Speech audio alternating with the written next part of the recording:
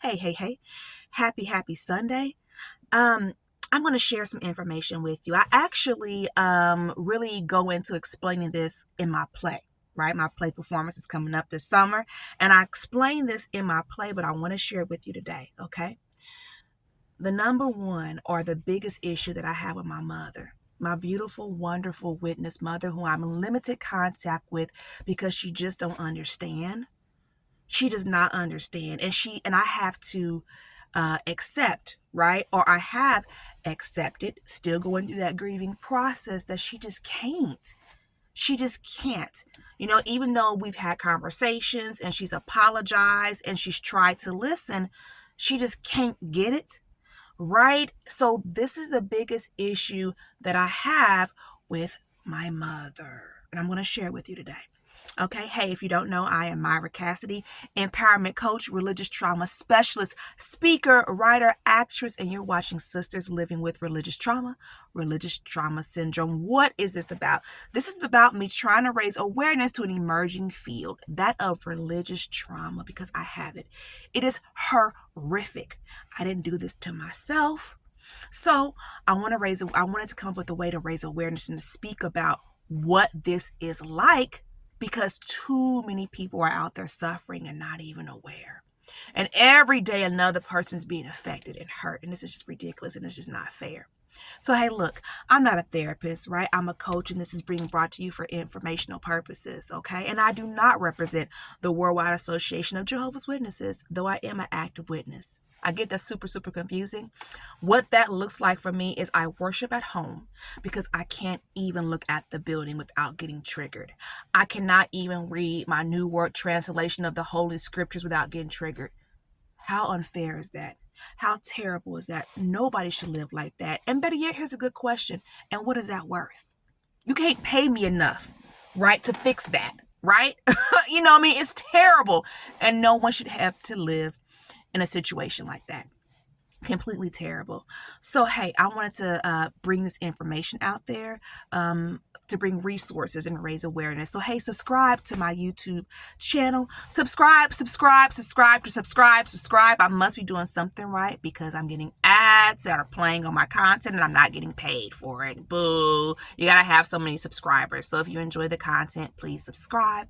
I do offer one-on-one coaching. So look for information about that in the comment field below. And yes, I absolutely do coach active, inactive, disfellowshipped, and exJWs. Let's get into the content today. So the biggest issue that I have with my mother is the fact that I ask my mother this question over and over again in my adult life.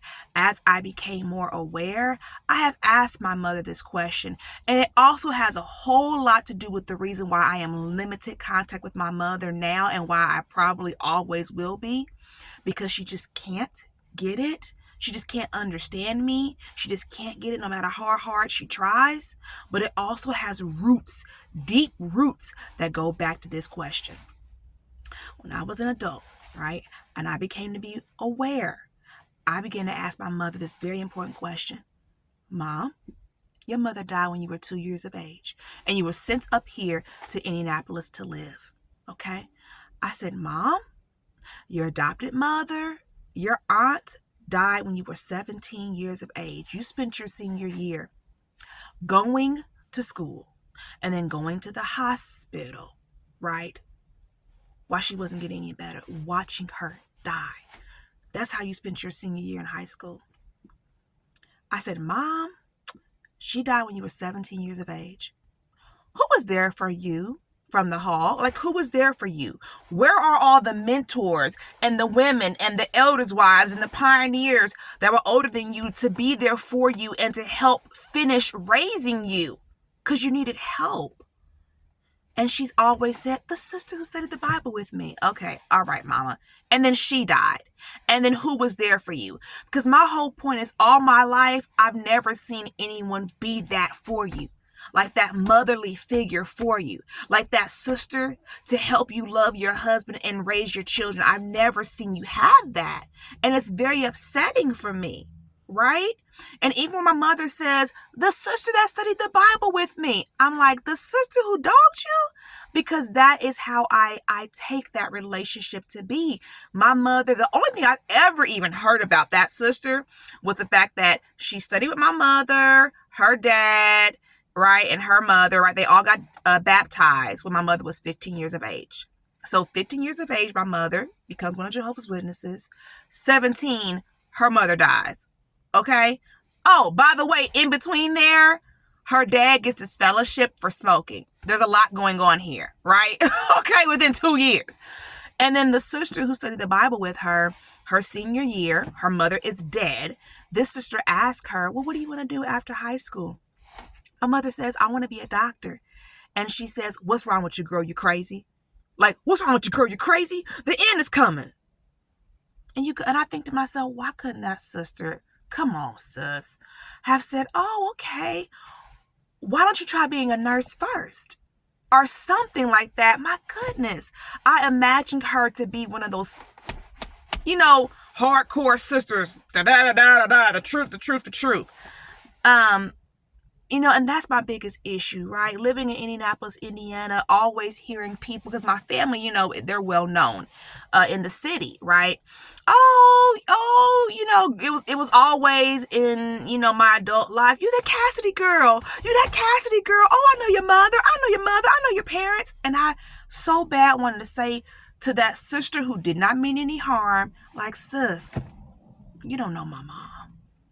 You do not know my mom. I began to realize that a lot of people, even from like our home hall, right, didn't really even know the basic thing about my mother. Like, they did not know that her mother had died when she was 17 years of age, and that her real mother, biological mother, died when she was 2. And that's just upsetting, because why? This isn't love, right? That's not love. That's not serving shoulder to shoulder with your brothers and sisters. That's not the love of the organization. That's superficial. That's superficial. And so many times Jehovah's Witnesses in America say that the brothers and sisters in all these other countries, they point the finger at Americans and say, you guys don't love each other. You don't know love. And you know what? There should be no reason for that, right? In other words, you're saying we're selfish. Like, things like that. We're selfish. We're self-centered. There should be no reason for that, right? Especially in a country with so many privileges, right? I was getting ready to say something that I probably shouldn't say. But I'm just saying, you got people, no, I'm going to say it. You got people coming over here, right, who are Jehovah's Witnesses from other countries who are illegal, right? And they get to be over here and they get to be at the Kingdom Hall illegal, and the main thing is you can't get no privileges because you're illegal.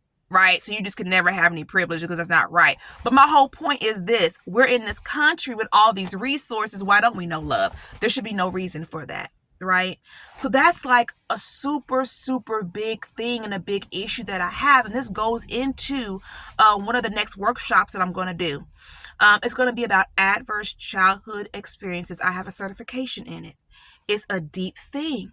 Right? When it's called your ACE score. And that's another big issue that I have. The ACE score for me is super high. The ACE score for my children is super high. And I'm so upset about it because my babies should not even have an ACE. And I went into my studies at Indiana Wesleyan University and I literally put together a study group of women, Black women, my mother's age, and did a study, right, for school, right? So about ACEs. And to see how many people that we would say are worldly don't even have an ACE. Like, I was like, isn't this interesting? Huh? They don't even have ACE. Like, most of the women that were in my focus group actually didn't even have an ACE. And you go, okay, so why, right, didn't the organization and the love of the organization help work this out? My mother, I know, reads her Bible every day. She's an avid studier of the Watch, Turn, and Wake magazine. But see, Watch, Turn, and Wake magazine can't uproot that trauma. right? Right? Because you would think like it should naturally do it. The spirituality should naturally help these things and facilitate these things. And the love of the friends should help build resilience. Right? So, long story short, the next workshop I'm going to do is about adverse childhood experiences. And it's going to be to pull in some of the ACEs that's not researched that I know we as Jehovah's Witnesses have, right? Or let me just go ahead and be more specific. Look, it ain't even real. It's not research. I can guarantee you the things that I'm thinking about in my brain, it's not. it's not. And the whole point with adverse childhood experiences, okay, it cuts down your lifespan, right? You're dying early by hours to weeks to months to years. And that is why, I'm a fan of the study of adverse childhood experiences. But when you put things like that on top of there, like different things have happened in the lives of some of us, here's one example that affects me as an ace, right? And it gets passed down, right? Vietnam. How many people's dads went to prison during Vietnam because they wouldn't go to war? Things like that count as an ace. And as a matter of fact, on the ACE questionnaire, that's one of the questions. Did you ever have a parent who was in prison? Right? Now, my dad, another story, honey, it's a long story. I have to go into that. But I'm saying the effects of that time affected him, right? So that's another thing that got worked out, and all of that stuff gets passed down into the family and doesn't get dealt with. Okay? So, I'm going to stop there. Please, please, please subscribe to my channel, my YouTube channel. Definitely. Thank you for all your comments. Thank you for all of your support. I'm definitely learning a lot and excited about the things that I'm doing, because this truly is a passion of mine and it truly is work, and I truly want to do a good job. So I'll close by saying, please, please, please protect yourself, protect your children, heal correctly. I'll see you next week. Thanks.